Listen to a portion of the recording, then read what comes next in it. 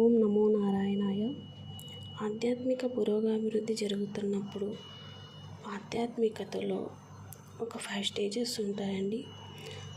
ఆ 5 స్టేజ్లలో మీరు ఎక్కడ ఉన్నారో తెలుసుకోవచ్చు. భగవంతుడు మనల్ని చేయి పట్టుకొని నడిపిస్తున్నాడు అనడానికి ఈ 5 స్టేజెస్ చూస్తే మనకు అర్థమవుతుందండి. మన పక్కనే మన వెన్నట్టే ఉండి భగవంతుడు మనల్ని నడిపిస్తూ ఉంటాడు.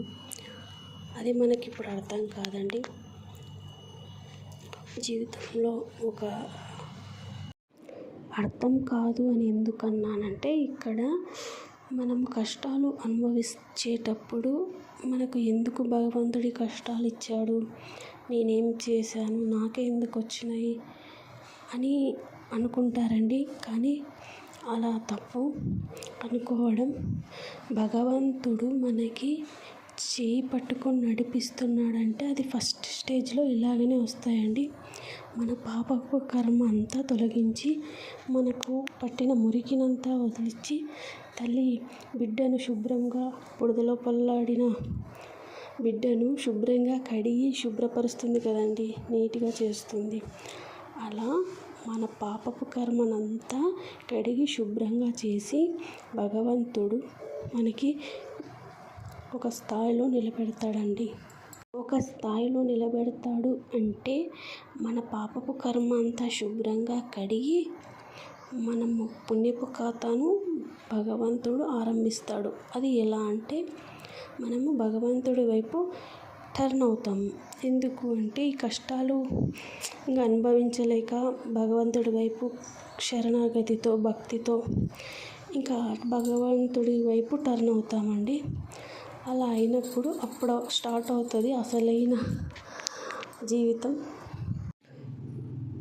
అంటే మనసుకు శాంతిగా అనిపిస్తుంది. మనసుకు ప్రశాంతంగా అనిపించినప్పుడు మనము పూజలు స్తోత్రాలు ఎక్కువ టైము చేయగలుగుతాము. అలా చేసినప్పుడు భక్తి మార్గంలో మనకి కాస్మిక్ పవర్ అంటే భగవంతుడి శక్తి మనకి విపరీతంగా విడుదలవుతుందండి. ఆ భగవంతుని శక్తి వల్ల మనకు అనుకున్న పనులు కూడా నెరవేరుతూ ఉంటాయి. అలా చేసినప్పుడు మనం ఇంకా ఉన్నత స్థాయికి వెళ్తామండి. ఇప్పుడు మన కోరికలు నెరవేరుతున్నప్పుడు మనకి ఇంకా నమ్మకం ఎక్కువగా వస్తుందండి.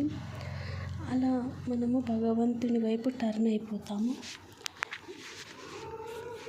ఇక సెకండ్ స్టేజ్లో మనము భగవంతుడి వైపు టర్న్ అవుతామండి. పూజలు స్తోత్రాలు నామజపము అన్నీ భక్తి శ్రద్ధలతో చేస్తాము. తక్కువ టైం అయినా భక్తితో చేస్తాము.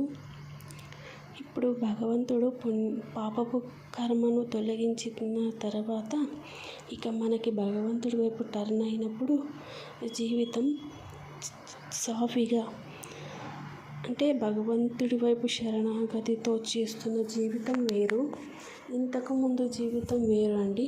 ఇటు భౌతికంగాను అటు ఆధ్యాత్మికంగాను చాలా తేడా వస్తుంది. ఎందుకు అంటే ఇప్పుడు భగవంతుడు మన చేయి పట్టుకొని మన పక్కనే ఉండి నడిపిస్తుంటాడు. అది ఎలా అంటే మన పూర్వజన్మలో మనం ఏదైతే సాధనలు చేశామో ఎన్నో జన్మలు తీసుకుంటాం కదండి. ఆ జన్మలలో మనం ఏ సాధన చేశామో ఆధ్యాత్మికంగా ఎంతవరకు ఏ స్థాయిలో మనం వచ్చామో అది మనకు తెలియకపోవచ్చు. కానీ భగవంతుడికి అన్నీ తెలుసు కదండి. అక్కడి నుంచి మన వేళ్ళు పట్టుకొని నడిపిస్తాడు. అదే మన గత జన్మలో పుణ్యం ఎంతవరకు చేశామో ఇప్పుడు అక్కడి నుంచి స్టార్ట్ అవుతుందండి. దానినే మనము భగవంతుడితో కనెక్ట్ అయ్యాము అని అర్థము. ఇది సెకండ్ స్టేజ్లో జరుగుతుందండి. ఇంకా థర్డ్ స్టేజ్లో ఈ వెజిటేరియన్గా మారిపోతారండి. ఈ థర్డ్ స్టేజ్లో భగవంతుని పట్ల భక్తి కాస్త ఎక్కువ అవుతుందండి. ఓకే అండి, మిగతా స్టేజెస్ నెక్స్ట్ వీడియోలో పార్ట్ 2లో తెలుసుకుందామండి. Please support, like and share and subscribe.